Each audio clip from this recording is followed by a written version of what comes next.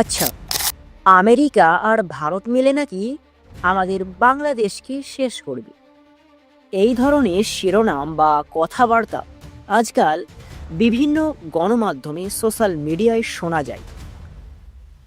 অনেক সময় এসব কথা মানুষকে বিভ্রান্ত করে, আবার অনেকে ভয় পেয়ে যায়।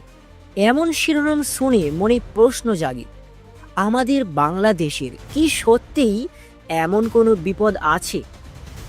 কেন এমন কথা বলা হচ্ছে বাংলাদেশের নামে? এই সব বিষয়ে পরিষ্কার ধারণা পেতে আমাদের গভীরভাবে চিন্তা করতে হবে। আমরা জানি ভারত আমাদের পাশের দেশ।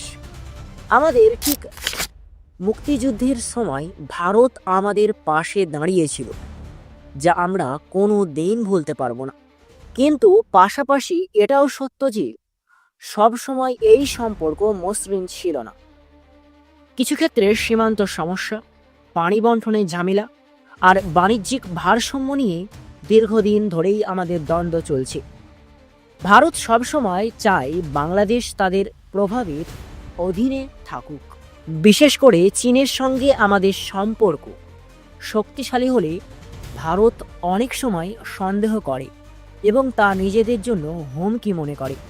অন্যদিকে ঠিক আমেরিকা বাংলাদেশের সঙ্গে ভৌগোলিকভাবে অনেক দূরের দেশ হলেও তাদের রাজনৈতিক আর অর্থনৈতিক প্রভাব সারা বিশ্বে রয়েছে। তারা ঠিক দক্ষিণ এশিয়ার চীনের প্রভাব কমাতে চায়। বাংলাদেশ যেহেতু একটি কৌশলগত গুরুত্বপূর্ণ জায়গায় অবস্থিত, তাই আমেরিকা চায় আমরা বাংলাদেশের পক্ষে থাকি। বিশেষ করে সামরিক শক্তি, কূটনৈতিক আর বাণিজ্যিক ক্ষেত্রে তারা সব সময় আমাদের দিকে নজর রাখে। তাহলে এখন লাখ টাকার প্রশ্ন হলো, আমেরিকা আর ভারত মিলে কেন বাংলাদেশকে শেষ করতে চাইবে? এর পেছনে কি আসলেই কোনো সত্য লুকিয়ে আছে, নাকি এটি শুধু গুজব? সাধারণত এই সমস্ত কথা উদ্দেশ্য প্রণোদিতভাবে বলা হয়। এর মাধ্যমে মানুষের মধ্যে ভয় তৈরি করা হয়, দেশের জনগণ আর সরকারের মধ্যে ভুল বোঝাবুঝি সৃষ্টি করার চেষ্টা করা হয়। এ ধরনের শিরোনামের মাধ্যমে বিভ্রান্তি তৈরি করাই এর মূল উদ্দেশ্য। ঠিক বাংলাদেশ এখন আর আগের মতো দুর্বল দেশ নয়। ঠিক স্বাধীনতার 50 বছরের মাথায় আমরা অনেক উন্নতি করেছি। আমাদের অর্থনীতি এখন শক্তিশালী।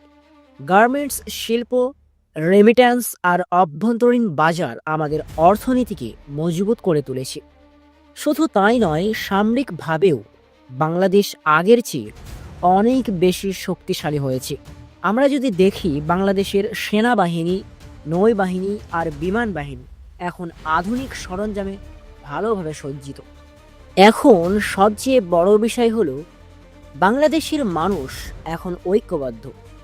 আমরা যখন ঐক্যবদ্ধ থাকি, তখন কোনো বাইরের শক্তি, বাইরের দেশ আমাদের ক্ষতি করতে পারবে না। আমেরিকা বা ভারত কেউই আমাদের ক্ষতি করতে চাইলে তাদের নিজেদের স্বার্থও ক্ষতিগ্রস্ত হতে পারে।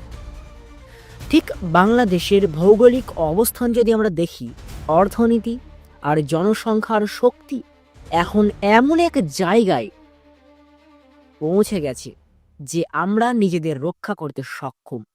তবে বাংলাদেশের মানুষদের সচেতন থাকতে হবে, বাংলাদেশের ভেতর কেউ যেন বিভেদ তৈরি না করতে পারে, সেদিকে নজর দিতে হবে। বাইরের কোনো শক্তি যদি আমাদের মধ্যে বিভেদ সৃষ্টি করতে চায়, তাহলে তা ঠেকানোর দায়িত্ব আমাদের সবার। আমাদের এখন বুঝতে হবে, দেশপ্রেম আর জাতীয় ঐক্য আমাদের সবচেয়ে বড় শক্তি। ঠিক আমেরিকা আর ভারত মিলে বাংলাদেশকে নাকি শেষ করবে, এই ধরনের কথা গুজব ছাড়া আর কিছুই নয়। আমাদের উচিত এসব গুজবে কান না দেওয়া। যারা এমন গুজব ছড়ায় তারা হয়তো কোনো ব্যক্তিগত বা রাজনৈতিক স্বার্থ চরিতার্থ করতে চায়, কিন্তু আমাদের নিজেদের দেশের স্বার্থ রক্ষা করার জন্য এসব মিথ্যা প্রচারণা থেকে দূরে থাকতে হবে। আমাদের দেশের ভবিষ্যৎ উজ্জ্বল আমরা যদি সঠিক নেতৃত্ব পাই, নিজেরা ঐক্যবদ্ধ থাকি আর কঠোর পরিশ্রম করি, তাহলে বাইরের কোনো শক্তি আমাদের ক্ষতি করতে পারবে না। ঠিক বাংলাদেশের মানুষদের গুজব ছড়িয়ে যারা ভয় দেখাতে চায়, তাদের কথায় কান না দিয়ে আমাদের নিজেদের উন্নতির দিকে মনোযোগ দিতে হবে। ঠিক আমাদের বা বাংলাদেশের প্রত্যেকটি মানুষদের মনে রাখতে হবে, বাংলাদেশ আজ আর আগের বাংলাদেশ নেই। আমরা এখন বিশ্বমঞ্চে আমাদের শক্তি আর মর্যাদা প্রতিষ্ঠা করেছি। বাইরের কেউ যদি আমাদের বাংলাদেশের ক্ষতি করার চেষ্টা করে, তাহলে তারা নিজেরাই সমস্যায় পড়ে। তাহলে আমাদের বাংলাদেশের প্রত্যেকটি মানুষের এখন কাজ হলো নিজেদের উন্নয়ন আর শক্তি বাড়ানোর দিকে মনোযোগ দেওয়া। আমরা যত এগিয়ে যাব সামনে, ঠিক ততই বাইরের দেশ আমাদের সম্মান করবে। তাই গুজবে কান না দিয়ে সচেতনতা আর দেশপ্রেম নিয়ে সামনে এগিয়ে চলাই হবে আমাদের সবার জন্য সঠিক পথ। এই ভিডিওটির শেষে আমি একটাই কথা বলতে চাই, ভিডিওটি বাংলাদেশের প্রত্যেকটি মানুষের মনে হয়তো কষ্টকর হয়েছে, কষ্ট লেগেছে, কিন্তু আমি বলছি কোনো দেশ বাংলাদেশের ক্ষতি করতে পারবে না। এখন বাংলাদেশ আগের মতো আর ছোট দেশ নেই।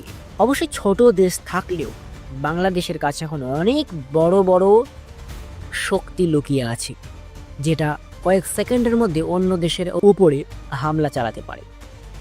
তাই আজকের মতো এখানে বিদায় নিচ্ছি। Take care.